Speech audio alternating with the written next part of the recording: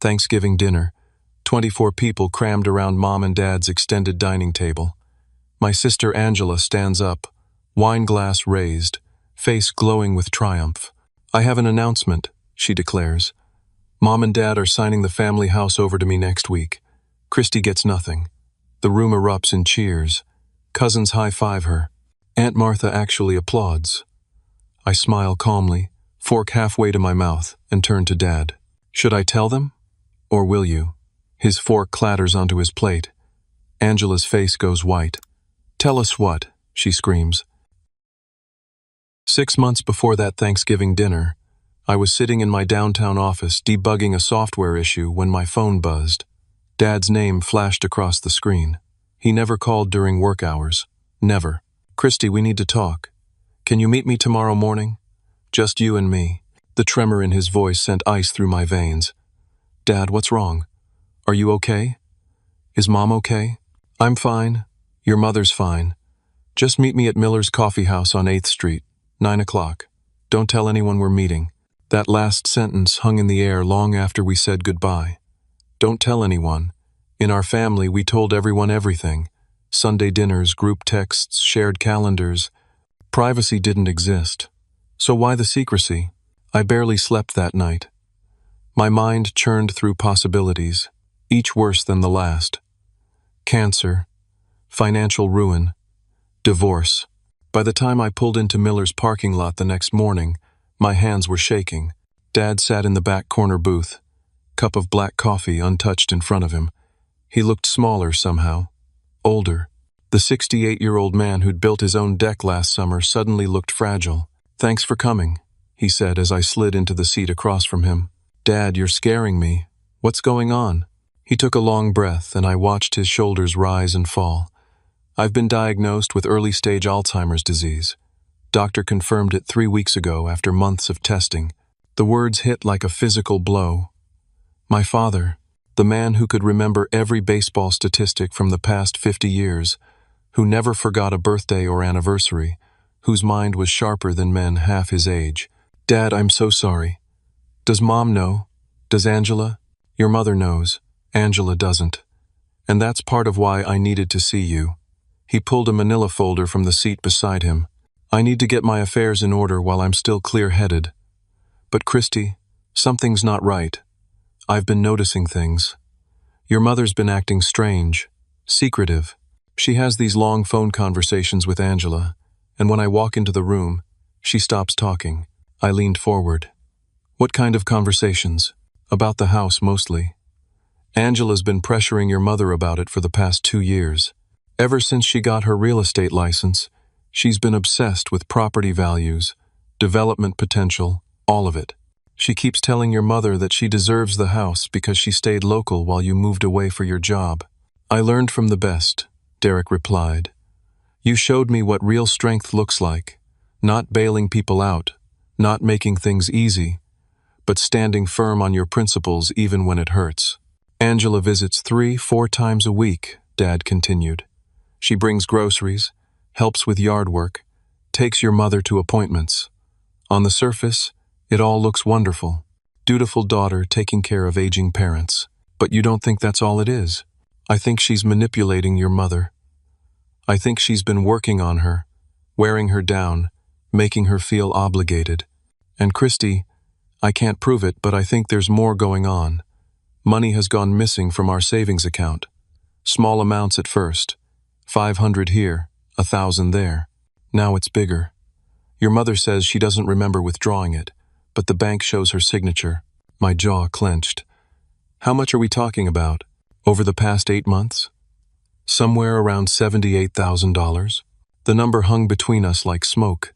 $78,000. My parents had spent their entire lives saving. Dad worked for the Postal Service for 42 years. Mom had been a school secretary. They'd scrimped and saved every penny, dreaming of a comfortable retirement. Have you confronted Angela?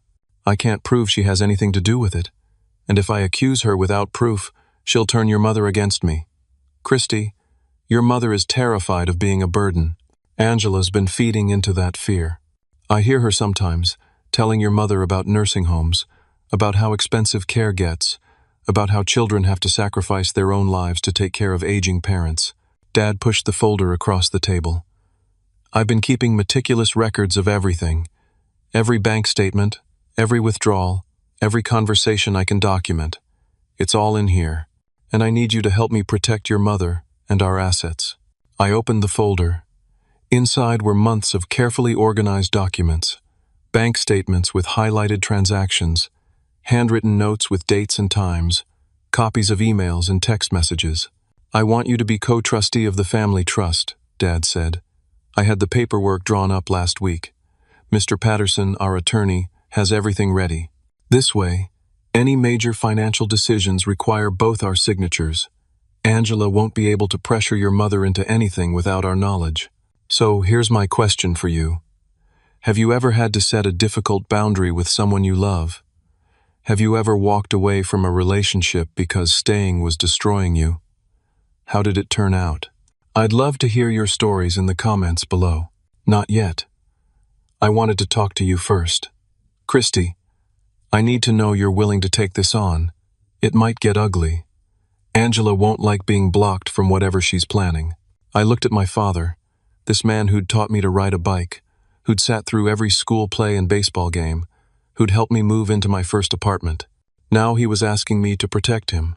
The important lessons usually are, Derek replied. We met with Mr. Patterson that afternoon. The paperwork took less than an hour. I signed my name on line after line, officially becoming co-trustee of the family trust alongside Dad. It felt formal, important, but also somehow sad, like we were acknowledging an ending. There's one more thing you should know, Mr. Patterson said as he gathered the documents. Your father asked me to conduct a property assessment last month. The family house sits on 2 acres that were recently rezoned from residential to commercial. I looked at Dad. What does that mean? It means, Mr. Patterson continued, that the property value has increased significantly. A developer approached your father 6 weeks ago with a preliminary offer. Christy, your family home isn't worth the $500,000 everyone assumes. With the commercial zoning and the location, it's worth approximately $3.7 million. The room tilted. $3.7 million. I'd grown up in that house. I'd learned to walk in that living room, had my first kiss on that front porch, left for college from that driveway. In my mind, it was just home. I'd never thought about it as an asset worth millions. Does Angela know about the rezoning? I asked. Dad shook his head. The rezoning happened 4 months ago. We got the notification in the mail, but I don't think your mother understood what it meant. I certainly didn't until the developer called. I haven't told anyone except Mr. Patterson. If Angela finds out what this property is really worth, he didn't need to finish the sentence. If Angela knew, she'd do whatever it took to get that house. And suddenly, her 2 years of pressure, her constant presence, her manipulation of Mom, it all made horrible sense. I drove home that evening with a knot in my stomach. My sister was plotting something. My father had Alzheimer's. My mother was being manipulated. And I was now the only thing standing between my family and financial devastation. I had no idea how much worse it was about to get. The Thanksgiving dinner from hell started innocently enough. I'd driven down that Wednesday evening, stopping to pick up the pumpkin pies Mom had ordered from the bakery she loved. The house smelled like turkey and sage stuffing, exactly the way Thanksgiving was supposed to smell. Angela arrived Thursday morning with her daughter Brianna, arms full of casserole dishes and an enormous floral arrangement for the table. She kissed Mom on the cheek, hugged Dad, and completely ignored me. Christy, you're actually here for once, she said as she swept past me into the kitchen. What a surprise. My brother and I are closer now than we've ever been. Not because I gave him money or fixed his problems, but because I respected him enough to let him fix himself. Austin is becoming a remarkable young man, not despite the hardship he's faced, but because of it. My parents are healthier, more honest, more present. Derek nodded, tears streaming down his face. I know that now. I know it because I'm living the consequences. We're in a small apartment. Linda's working retail for the first time in her life. Austin is mowing lawns to save money. And you know what? We're better for it. Angela held court at one end of the table, laughing loudly, refilling wine glasses, playing the perfect hostess in our parents' home. I watched her carefully, watched how she touched Mom's shoulder possessively, watched how she steered conversations, watched how she positioned herself as the devoted daughter while I was just the son who'd moved away. Of course I'll do it. Whatever you need. That's when Angela stood up. Of course I'll do it. Whatever you need. My stomach dropped. As you all know, I've been taking care of Mom and Dad for years now. Christy moved away for his career, but I stayed. I've been here for every doctor's appointment, every home repair, every crisis. And Mom and Dad have decided to reward my loyalty. I watched Dad's face. He'd gone pale. He opened his mouth to speak, but Angela rushed forward. They're signing the family house over to me next week. She beamed at the room. Christy gets nothing, obviously. He hasn't earned it. But I have. This house will stay in good hands. I promise to take care of it and Mom and Dad for as long as they need me. The room exploded. Cousins jumped up to hug Angela. Aunt Martha was actually applauding. Uncle Dennis raised his own glass in a toast.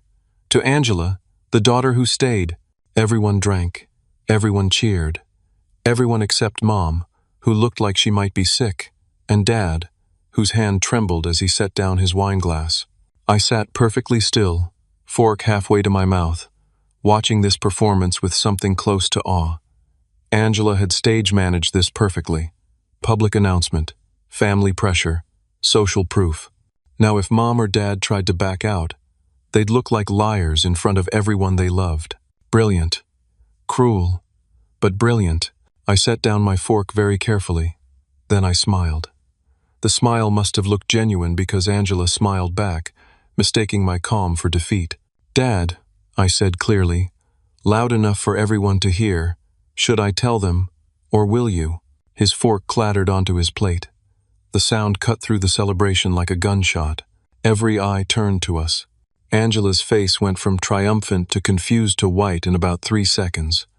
Tell us what? Her voice had gone shrill. What is he talking about, Dad? Dad looked at me. I gave him a small nod. We'd talked about this possibility. We'd planned for it. But I could see in his eyes that he hadn't expected it to happen quite like this, quite so publicly. Angela, he said slowly, I never agreed to sign the house over to you. The room went silent. What? Angela's voice cracked. But Mom said, Mom, tell them. All eyes swung to Mom. She looked down at her plate, shoulders hunched. Helen? Aunt Martha prompted. What's going on? Mom's voice came out barely above a whisper. I wrote Angela a letter 3 years ago, after my knee surgery. I was on pain medication and she was helping me so much, and I told her. I promised her the house.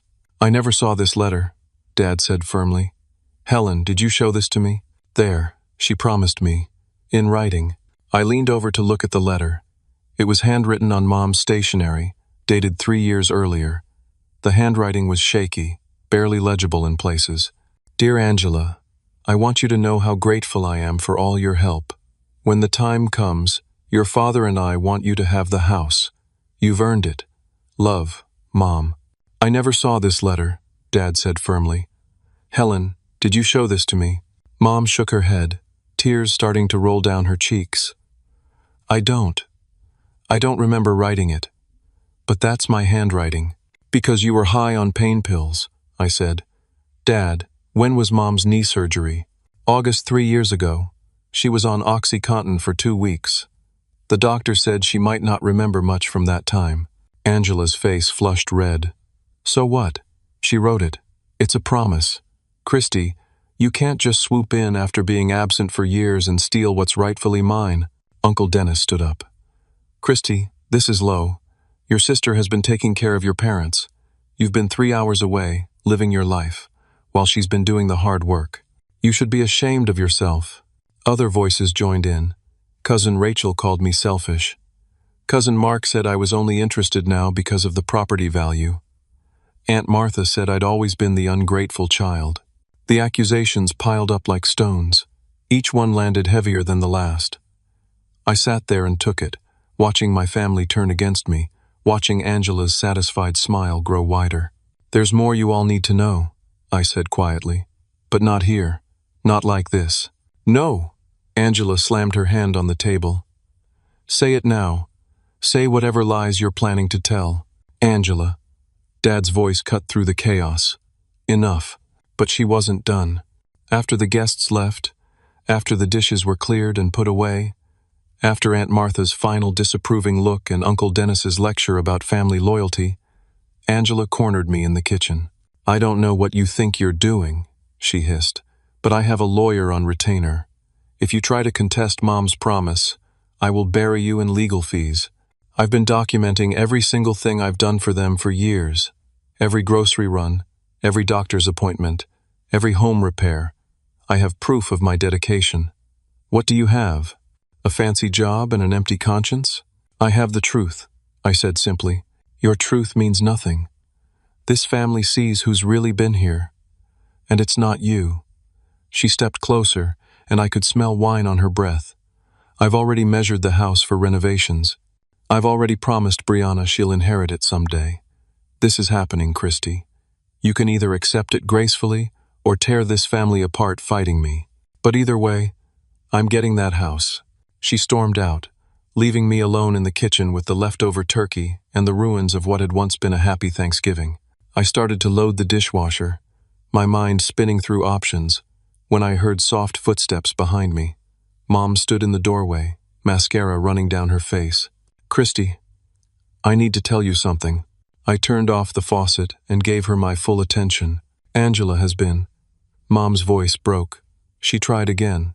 For months now, she's been showing me articles about nursing homes, about how much care costs, about children who have to sacrifice their careers and marriages to take care of aging parents. She tells me I'm becoming a burden.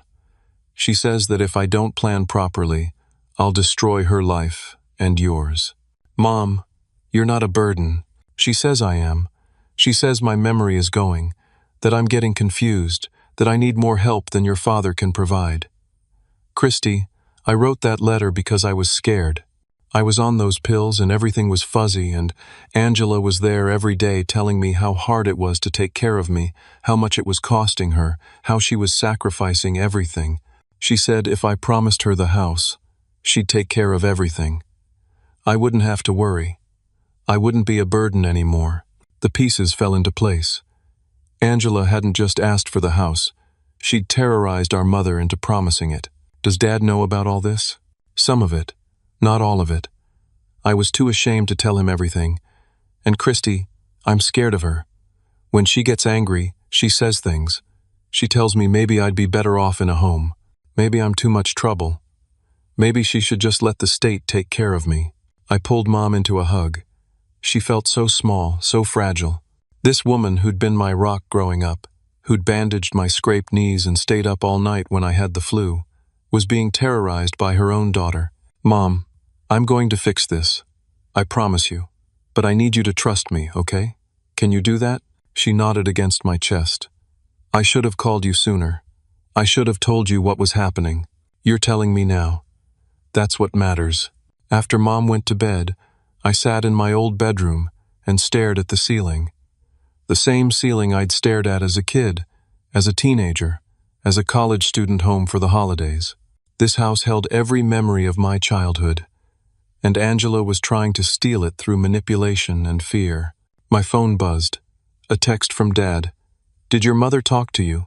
Yes, I typed back. We need to act fast. Agreed. Come to breakfast tomorrow. Just us. We'll make a plan. I tried to sleep but couldn't. Somewhere in this house, Angela was probably sleeping soundly, dreaming of her victory. She had no idea what was coming. Friday morning, I met Dad at the same coffee shop where this had all begun. He looked exhausted, like he hadn't slept either. Your mother told me everything last night, he said without preamble. Every conversation Angela's been having with her, every veiled threat, every manipulation. Christy, I had no idea it was this bad. What do? We investigate. We gather evidence. And we stop her before she can do any more damage. He pulled out his phone. I've already called Mr. Patterson. We have an appointment at 10. The law office was in a converted Victorian house downtown, all dark wood and leather chairs.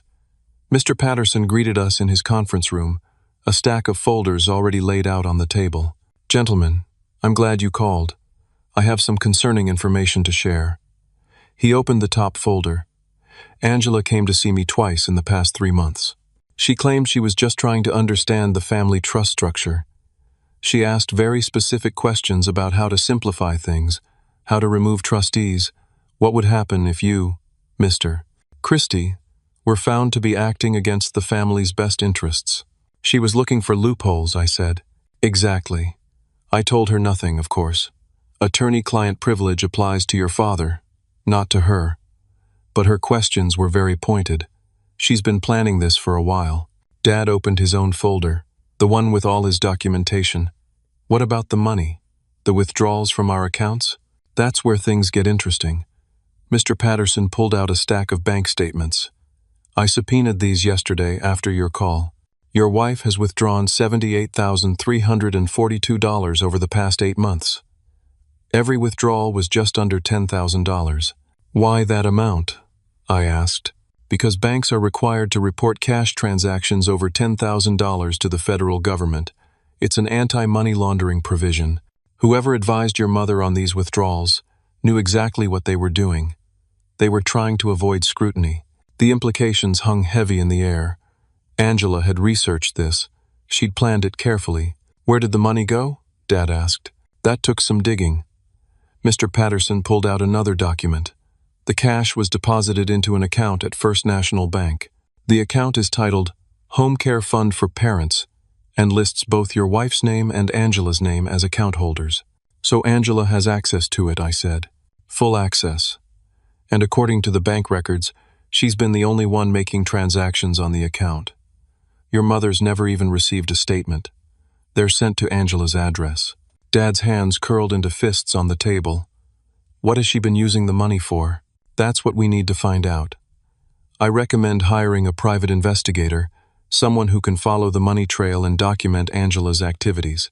"Do it," Dad said immediately. "I don't care what it costs." Mr. Patterson made a call, and by that afternoon, we had an investigator. Her name was Jennifer Walsh, a former police detective who now specialized in financial crimes. She had gray hair pulled back in a tight bun and eyes that missed nothing.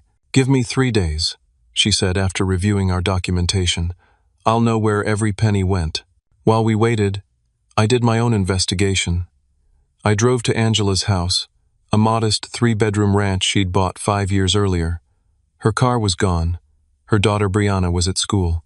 The house looked normal, well-maintained, nothing extravagant. But something didn't add up. Angela worked as a real estate agent, but the market had been slow.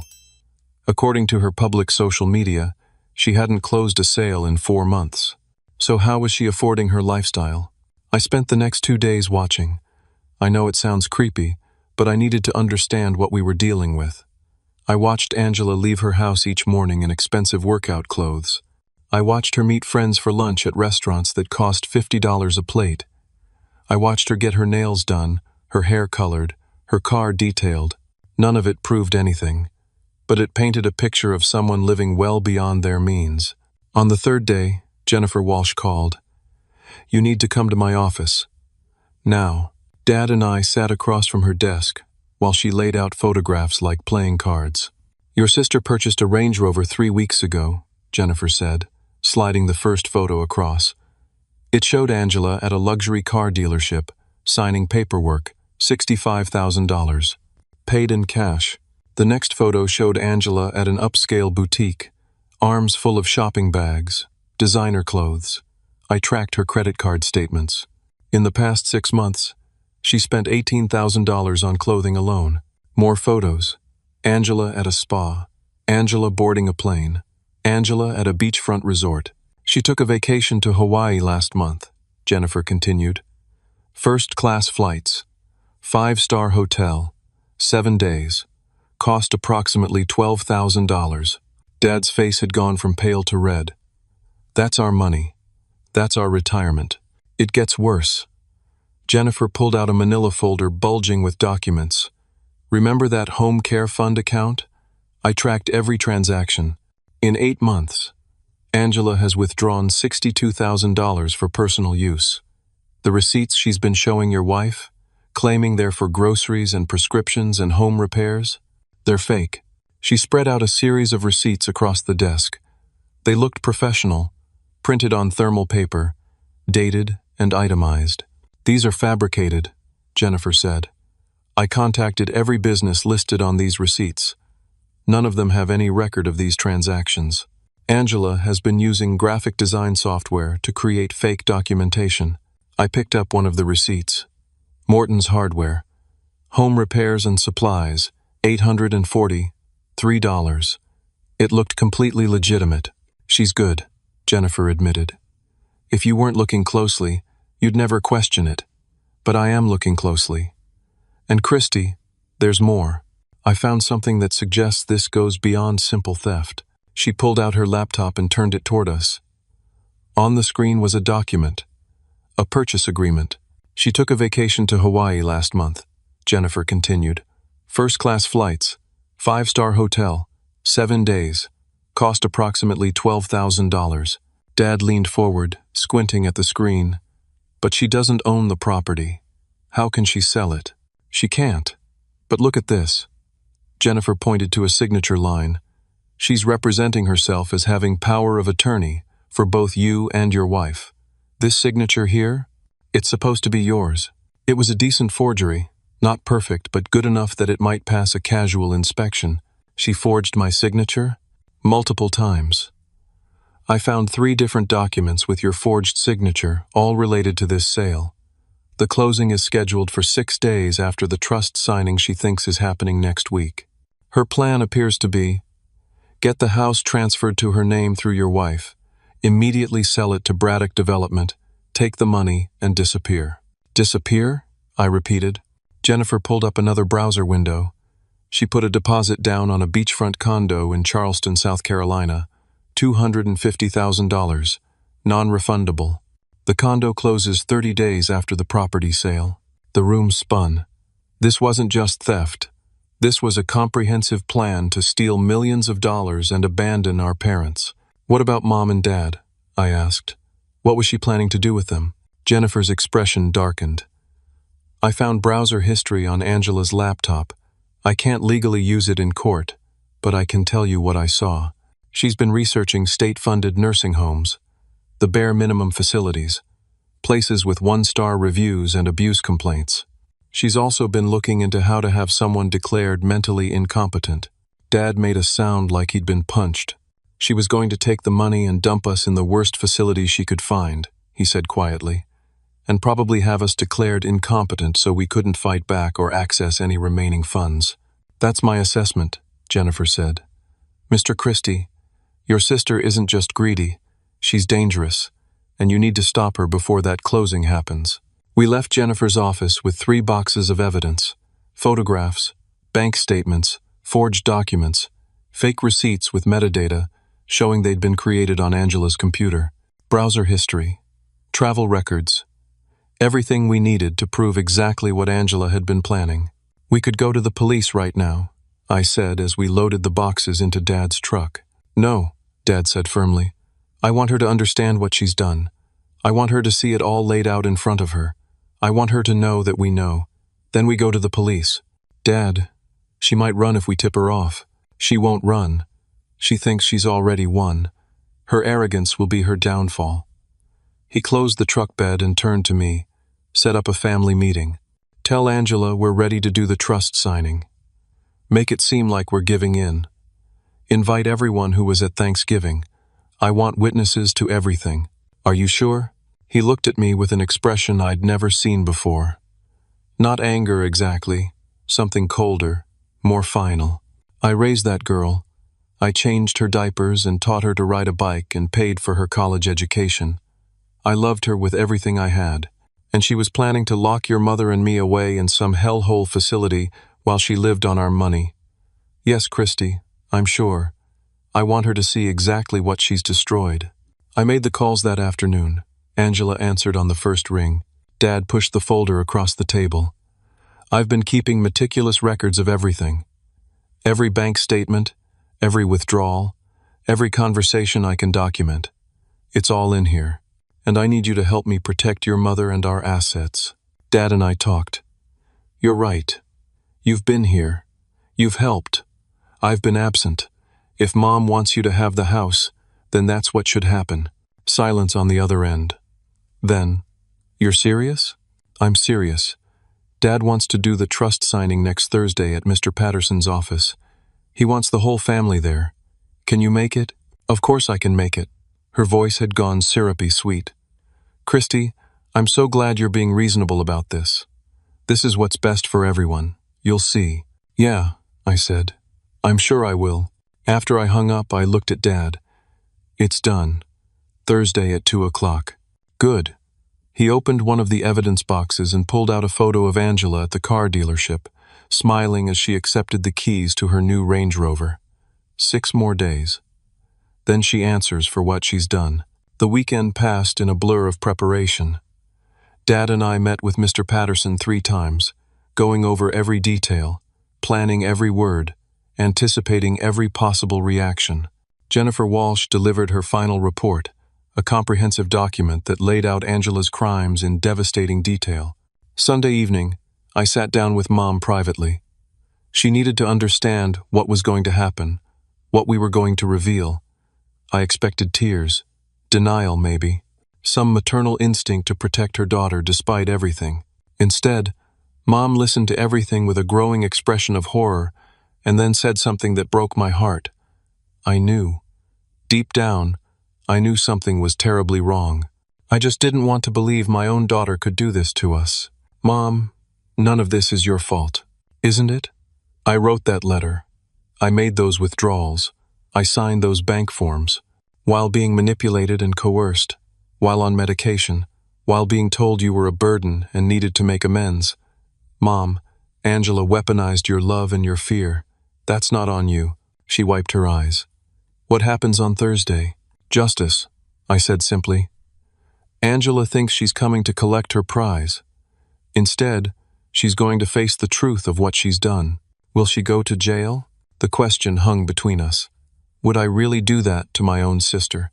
Would I put her in prison? I thought about the fake receipts, the forged signatures, the nursing home research, the plan to abandon Mom and Dad in some state-funded facility while Angela lived in luxury on their money. Yes, I said. If the prosecutor agrees to press charges, then yes, she'll go to jail. Mom nodded slowly. Good, because what she was planning to do to us. Christy, that's not my daughter. I don't know who that person is. Monday morning, Dad got a call from his doctor.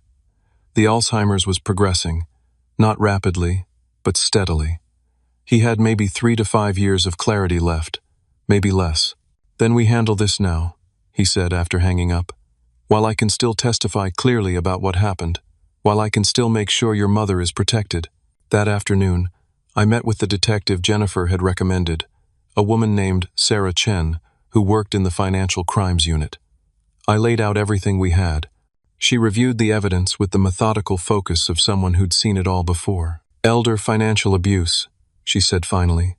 Fraud, forgery, identity theft. Possibly conspiracy if she had help from anyone at the development company. Mr. Christy, your sister is looking at serious prison time. How serious? If the DA goes for maximum charges? 15 to 25 years. With the amount of money involved and the vulnerability of the victims, they'll want to make an example of her. 15 to 25 years. I tried to imagine Angela in prison. Failed. She was my sister. We'd grown up together, shared a bathroom, fought over the TV remote, built blanket forts in the living room. Are you having second thoughts? Detective Chen asked gently.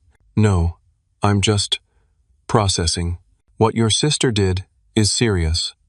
She didn't just steal money. She systematically abused and manipulated vulnerable elderly people. She forged documents. She planned to abandon your parents in substandard care. This isn't a momentary lapse in judgment. This is calculated, sustained criminal behavior. I know. Then be ready for Thursday. Once we move forward, there's no going back. I spent Monday night going through old photo albums, pictures of Angela and me as kids, Halloween costumes and birthday parties. Her high school graduation, her wedding, the birth of her daughter Brianna. Where had it gone wrong? When had my sister become someone capable of this level of cruelty? Or had she always been this way, and I just never noticed? Tuesday, Angela texted me. Thanks again for being reasonable. I know this has been hard for you, but trust me, this is the right thing for Mom and Dad. I'll take good care of them. I stared at that text for a long time. The absolute certainty in her words. The complete lack of self-awareness. She genuinely believed she was the hero of this story. I didn't respond. Wednesday, the day before the confrontation, I drove to the property where I grew up. The house looked the same as it always had. White siding, blue shutters, the maple tree in the front yard that Dad planted when I was born. But now I saw it differently, not as home, but as the thing that had broken my family apart. $3.7 million. That's what this house was worth. But it had cost us so much more than money. It had cost us trust, honesty, the bond between siblings, the safety Mom should have felt with her own daughter. I sat in my car and tried to imagine what the next day would bring. Angela's face when she realized she'd been caught, the moment the police arrived. The look in Brianna's eyes when she learned what her mother had done. My phone rang. Dad, Christy, I need you to know something. No matter what happens tomorrow, I'm proud of you. You came home when we needed you. You uncovered the truth. You protected your mother. That's what family is supposed to do. I just wish it hadn't come to this. I know. Me too. But son, some people make choices that can't be forgiven or forgotten. Angela made her choices. Now she has to live with the consequences. Thursday morning arrived cold and clear. I put on a suit, which felt absurdly formal for what was essentially the destruction of my family. But Mr. Patterson had insisted. This is a legal proceeding, he'd said. We treat it with appropriate gravity. I picked up Dad at 11. Mom was staying home. She couldn't bear to watch Angela's downfall in person. Are you ready? I asked as Dad climbed into my car. He looked at me with red-rimmed eyes.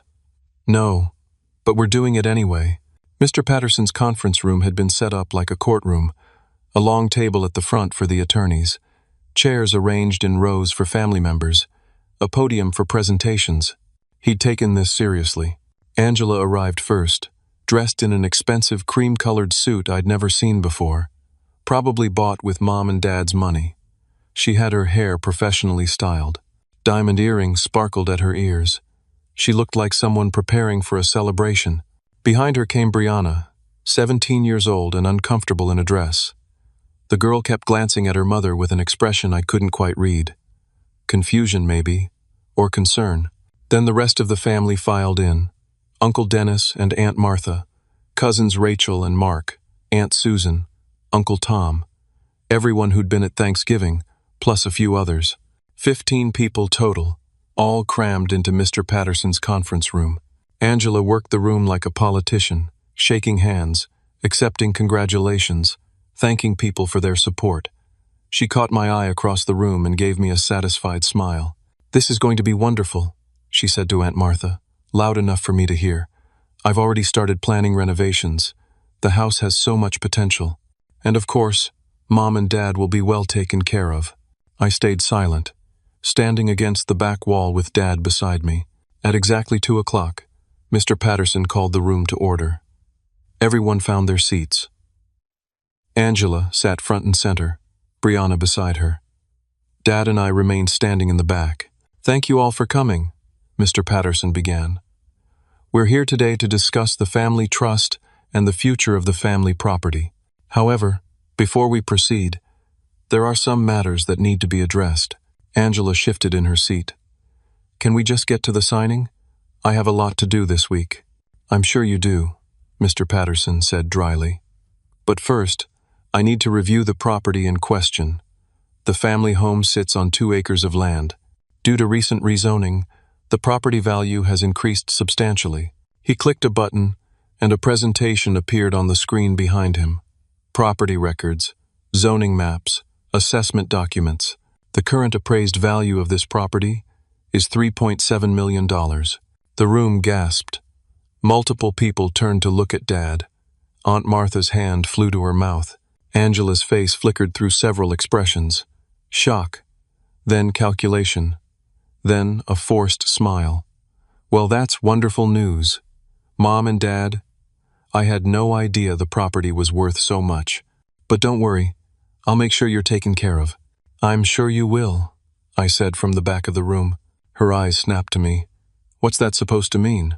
It means, I stepped forward, that we know about your deal with Braddock Development, the purchase agreement you signed for $4.1 million, the closing date scheduled for next week. Every eye in the room fixed on Angela. She went very still. I don't know what you're talking about. Really? Because I have the contract right here. I pulled out a folder and handed it to Mr. Patterson, who displayed it on the screen. There it was. Angela's signature, the agreed price, the closing date, and most damningly, the section where she claimed to have power of attorney for both Mom and Dad. This is a misunderstanding, Angela said quickly. I was just exploring options for Mom and Dad's future, in case they decided to sell. Exploring options by forging Dad's signature? I pulled out another document, the power of attorney paperwork with Dad's forged signature. Mr. Patterson put it on the screen next to a sample of Dad's real signature. Even to a casual observer, the differences were obvious. Uncle Dennis stood up. Angela, what is this? It's lies. Christy is making this up because he's jealous. He can't stand that Mom and Dad chose me. Did they choose you? I asked calmly. Or did you manipulate Mom into making a promise while she was on pain medication? Dad, did you ever agree to give Angela the house? No, Dad said firmly. I never agreed to any such thing. Mom wrote me a letter. Angela pulled out the same letter she'd shown at Thanksgiving. She promised me, a letter written while she was heavily medicated, being told repeatedly that she was a burden, I said. A letter written under duress and manipulation. Mr. Patterson, can you explain the legal standing of such a document? It has none, Mr. Patterson said. A promise made under the influence of prescription medication and emotional coercion has no legal weight. Angela's face flushed red. This is ridiculous. I've done nothing wrong. I've been taking care of them. I've been the only one here. Have you? I pulled out the next folder. Let's talk about the $78,000 withdrawn from Mom and Dad's savings account. The money that went into the Home Care Fund, account that only you control. Mr. Patterson displayed the bank statements, every withdrawal, every deposit, the account with both Mom's and Angela's names, but only Angela's activity. That money was for their care, Angela insisted. Groceries, medications, home repairs. I have receipts for everything. Yes, you do have receipts. I pulled out the stack of fabricated documents. Receipts you created on your computer using graphic design software. Receipts for transactions that never happened at businesses that have no record of serving you. Jennifer Walsh stepped forward from where she'd been standing quietly in the corner. I'm a private investigator. I contacted every business listed on these receipts. None of them have any record of these transactions. The metadata on these digital files shows they were created on a computer registered to Angela's home address. The room erupted, voices overlapping. Aunt Martha demanding explanations. Uncle Dennis looking between Angela and me in disbelief. Where did the money really go, Angela? I asked over the noise. Silence fell. I'll show you. I nodded to Jennifer, who pulled up a new presentation. The Range Rover purchase, the Hawaii vacation, the designer shopping sprees, the spa treatments, the country club membership. Every fraudulent expense, documented with photographs and receipts. $62,000 spent on personal luxury items, while telling Mom and Dad you were sacrificing everything to care for them, I said, while researching state-funded nursing homes to dump them in after you took their money. That's not true, Angela shouted, but her voice had lost its conviction. Isn't it? I pulled out the final piece of evidence. Printed browser history, screenshots of nursing home websites. You researched facilities. You looked into how to have someone declared mentally incompetent. You planned this down to the last detail. Brianna stood up, tears streaming down her face. Mom, please tell them this isn't true. Angela looked at her daughter. For a moment, I thought she might confess, might show some remorse. Instead, she pointed at me. This is all his fault. He's been planning this. He wants to steal their money for himself. He's been poisoning them against me. Actually, a new voice said from the doorway, he's been trying to protect them.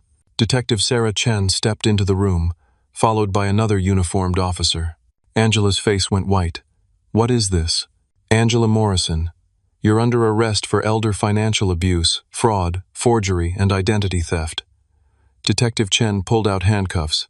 You have the right to remain silent. No. Angela backed away. This is insane. I didn't do anything wrong. Dad, tell them. Dad stood up slowly. His face was wet with tears. You planned to lock us away in some terrible facility. You stole our money. You forged my signature. You manipulated your mother until she was terrified of being a burden. Angela, I don't even know who you are anymore. I'm your daughter. Angela's voice cracked. I stayed. I helped. I earned that house. You earned a prison sentence, Detective Chen said. She moved forward with the handcuffs. Angela bolted. She actually tried to run, pushing past Aunt Martha, heading for the door. But the uniformed officer was already there. In seconds, she was restrained, handcuffs clicking into place. This isn't over, Angela screamed as they led her toward the door. I'll fight this. I'll prove Christy made it all up. You'll see. Brianna sobbed openly. Aunt Martha held her, stroking her hair. Uncle Dennis sat down heavily, his face gray. As Angela was led out, still screaming threats and accusations, the room fell into shocked silence. Mr. Patterson cleared his throat. I think we should adjourn for today. Nobody argued. The aftermath of Angela's arrest spread through our family like wildfire. Within hours, everyone knew.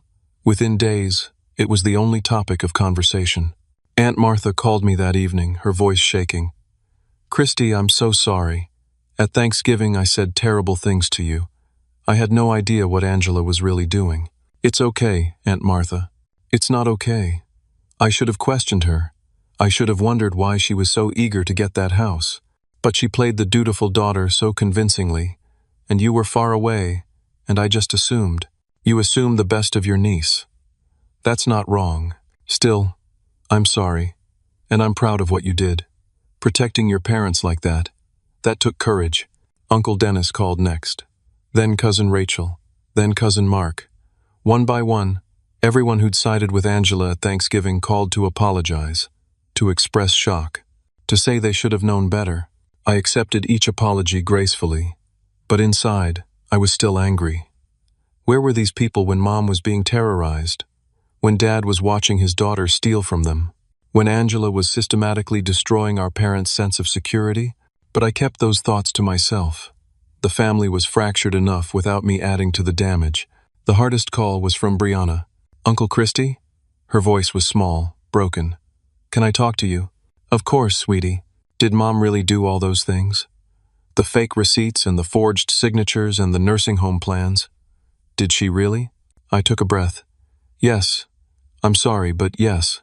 I feel so stupid. I believed her. She told me Grandma and Grandpa wanted her to have the house. She said it was all arranged. She even told me I'd inherit it someday, I thought. I thought she was just being a good daughter. It gets worse. Jennifer pulled out a manila folder bulging with documents.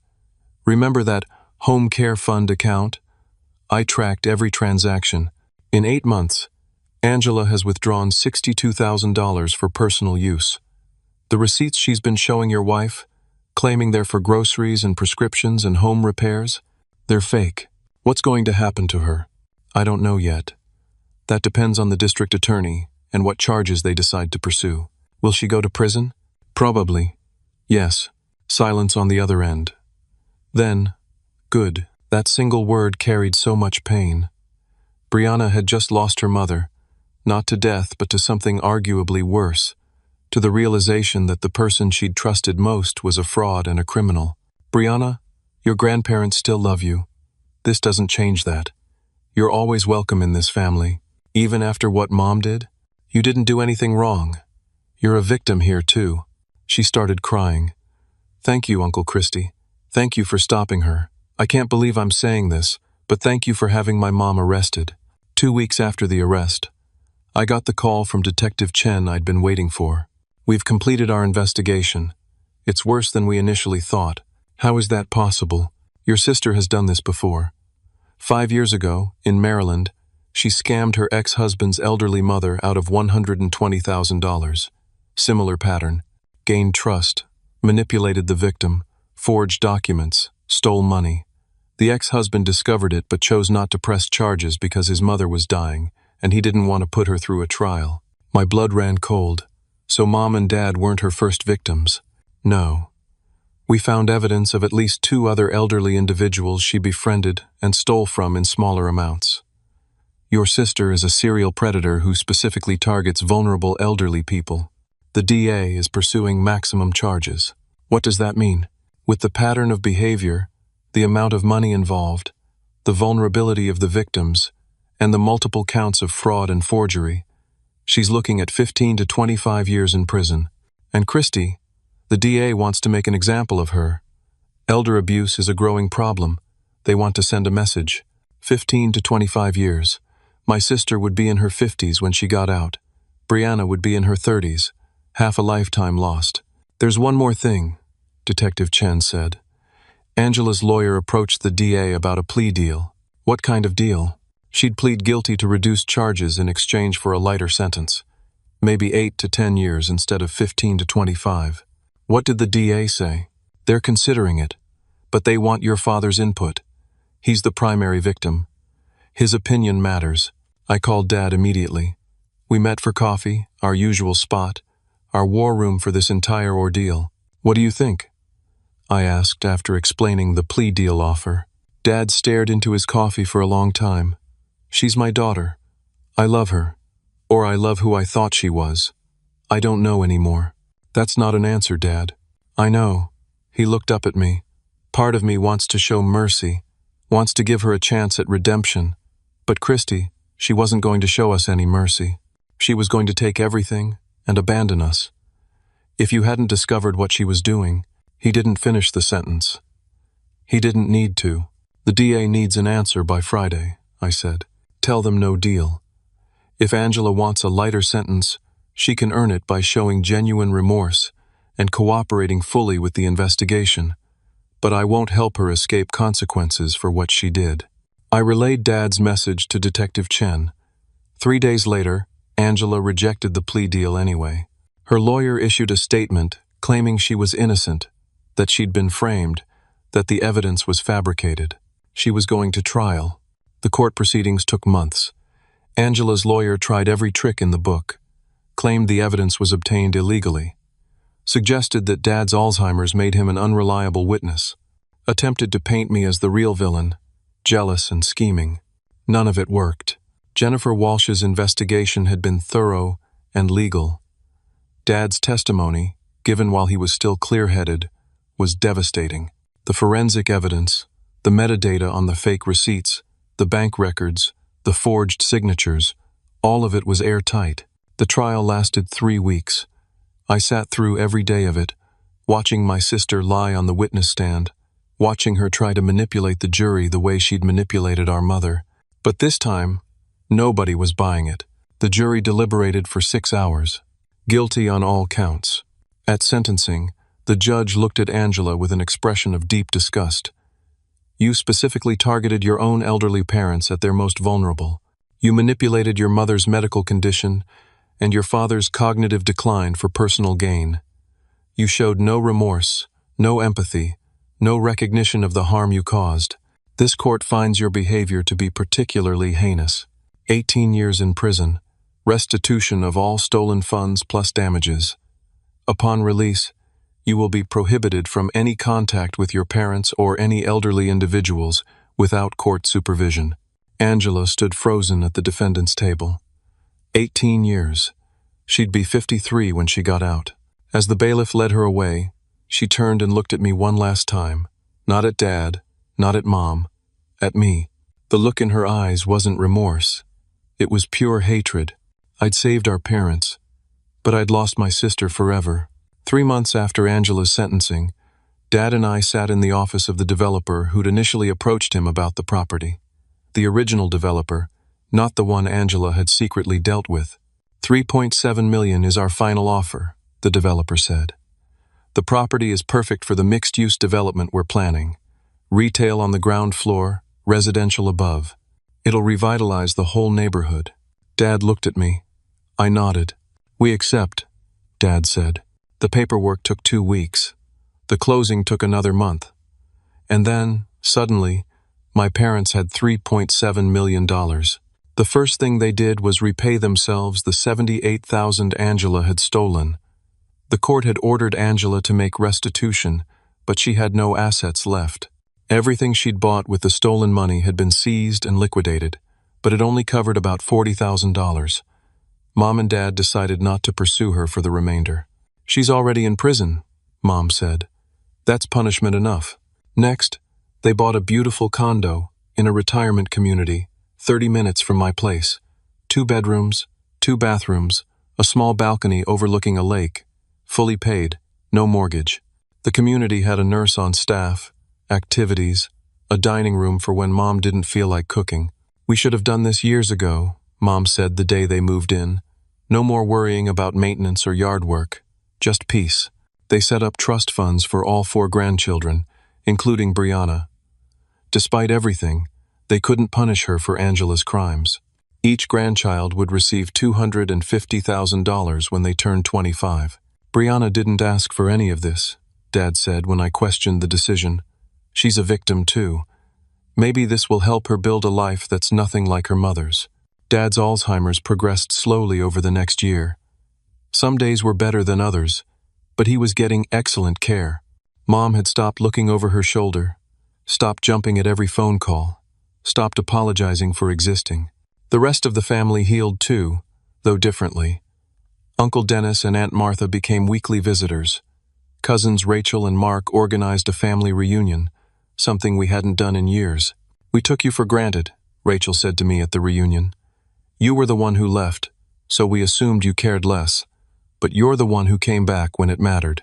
You're the one who protected them. One afternoon, about 6 months after the sentencing, I got an unexpected visitor. Brianna, now 18, stood on my doorstep with a nervous smile. Hi, Uncle Christy. I hope it's okay that I came by. Of course. Come in. We sat in my living room, and she twisted her hands in her lap. I start college next month. State University. I'm majoring in social work. That's wonderful, Brianna. It's because of what happened, with Mom and Grandma and Grandpa. I want to help people like them, vulnerable people who get taken advantage of. I want to be the person who notices when something's wrong. Your grandparents would be so proud of you. I wrote Mom a letter. Did you know that? I shook my head. I told her I loved her, that she's still my mom.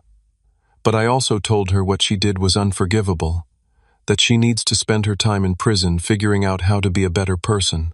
I don't know if she read it. The prison said it was delivered, but she hasn't responded. I'm sorry, sweetie. Don't be. I needed to say it, whether she hears it or not. And Uncle Christy, I wanted to say thank you. If you hadn't stopped her, who knows what she would have done next. Maybe she would have hurt other people. Maybe she would have dragged me into it somehow. You saved Grandma and Grandpa, but you might have saved me too.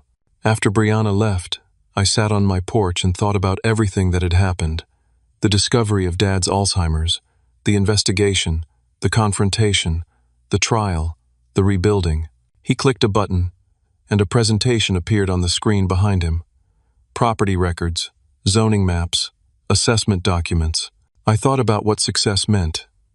For years, I'd measured it by my career, my salary, my downtown apartment. But sitting there on my porch, watching the sun set, I realized that the most important thing I'd ever done was come home when my family needed me. With part of my inheritance, I'd started a nonprofit, the Elder Protection Initiative. We provided free investigations for families who suspected financial abuse. We offered legal assistance. We trained people to recognize the warning signs of manipulation and exploitation. In our first year, we'd helped 37 families, 37 sets of elderly parents who were being stolen from, manipulated, gaslit by people who were supposed to love them. Every case reminded me of Mom and Dad, and every case I solved felt like I was honoring what they'd been through. Dad's 75th birthday fell on a warm Sunday in September. We gathered at his and Mom's condo for a small party. Just family, no drama, no hidden agendas. After dinner, as we sat around eating cake, Dad asked me to say something. "You're better with words than I am," he said with a smile. I stood up, looking around at the faces of people I loved. Uncle Dennis and Aunt Martha, cousins Rachel and Mark, Brianna, home from college for the weekend, and Mom and Dad, sitting side by side on their couch, holding hands. "I've been thinking a lot about what family means," I began. "For a long time, I thought it was about biology, about shared history, about the people you grow up with, and all of that's part of it. But what happened to us taught me that family is really about something else." I looked at Dad. "It's about integrity. It's about protection. It's about doing what's right, even when it's the hardest thing you've ever done. It's about standing up to people you love when they're on a destructive path, not because you want to hurt them, but because you can't stand by and watch them hurt others." I learned that being a good son isn't about living nearby or visiting every week, though those things are important. Being a good son means being there when it matters. It means having uncomfortable conversations. It means confronting hard truths. It means choosing to protect the vulnerable even when the threat comes from someone you care about. I raised my glass. "Dad, you trusted me enough to make me co-trustee. You trusted me enough to act when you sensed something was wrong. That trust changed everything. It gave me the tools to protect you and Mom, and it taught me what real strength looks like. Mom, your courage in finally telling the truth, even though you were scared, even though Angela had made you feel like a burden, that courage saved you. It saved both of you. What Angela did was terrible, but in a strange way, it taught us what matters, not property or money or inheritance. What matters is dignity, respect, ensuring that the people who spent their lives building something beautiful get to finish their journey with peace and security. This house was never really about the house. It was about making sure two people I love could live out their years safely, comfortably, without fear. And we did that, together. I turned to address everyone. To anyone watching someone they love age, here's what I learned. Trust your instincts. If something feels wrong, it probably is. Ask questions. Get involved. Don't assume that geographic proximity equals moral superiority. Love is about action, not location. Protect your vulnerable family members fiercely. Check in on them. Review their finances. Know who's helping them and why. And if you discover someone is taking advantage, act immediately. Call the authorities. Get legal help. Don't let shame or family loyalty stop you from protecting someone who can't protect themselves. Greed destroys families, but truth and courage can rebuild them. We're proof of that. We almost lost everything to someone who valued money over love, but we're still here, stronger, wiser, more grateful for each other. I raised my glass higher. Happy birthday, Dad. Thank you for trusting me. Thank you for teaching me what it means to fight for the people you love. Here's to many more years together, living the life you and Mom worked so hard to build. Everyone drank. Mom wiped tears from her eyes. Dad stood up and pulled me into a hug. "I'm proud of you, son," he whispered. "So damn proud." As the party wound down and people started leaving, I stood on the balcony looking out over the lake. Brianna joined me. "That was a good speech," she said. "Thanks. Do you ever regret it? Having Mom arrested?" I thought about it honestly. Sometimes. But then I remember what she was planning to do to your grandparents.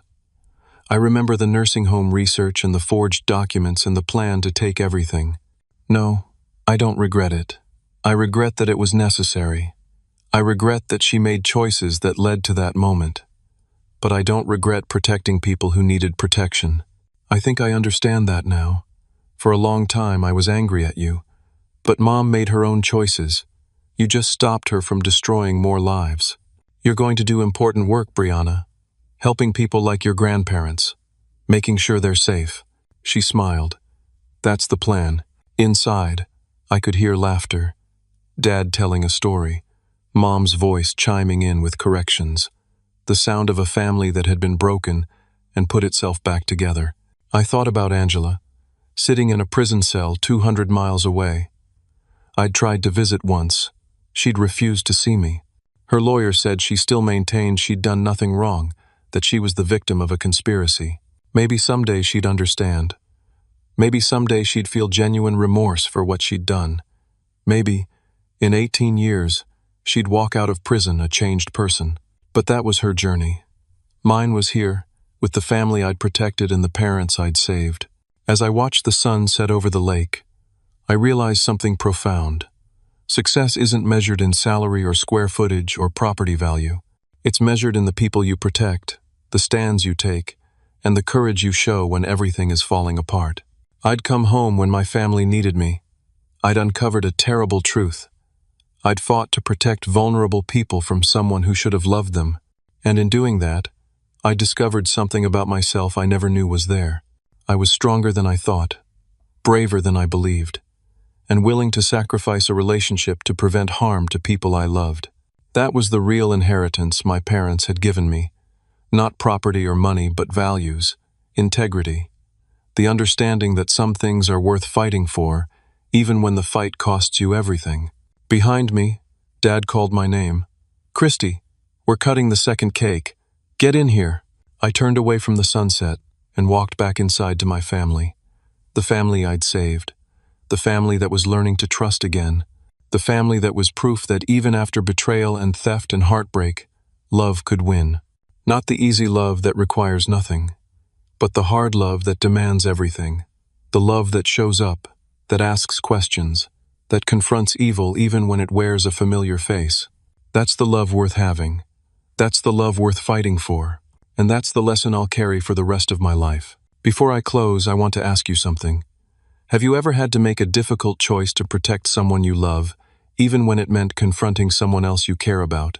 How did you find the courage to do what was right when everything in you wanted to look away? Share your story in the comments below. Your experience might help someone else who's facing a similar situation right now. If this story resonated with you, please consider hitting that like button and subscribing to the channel. Stories like this matter because they remind us that we're not alone in facing difficult family situations. And if you know someone who might benefit from hearing this, please share it with them. Sometimes we all need a reminder that protecting the vulnerable is worth whatever it costs. Thank you for listening to my story. I hope it encourages you to trust your instincts, ask hard questions, and stand up for what's right, even when it's painful. May you have the courage to protect the people you love, and may you never have to face what my family faced. But if you do, I hope you'll remember that truth and courage can rebuild what greed destroys. Take care of each other out there.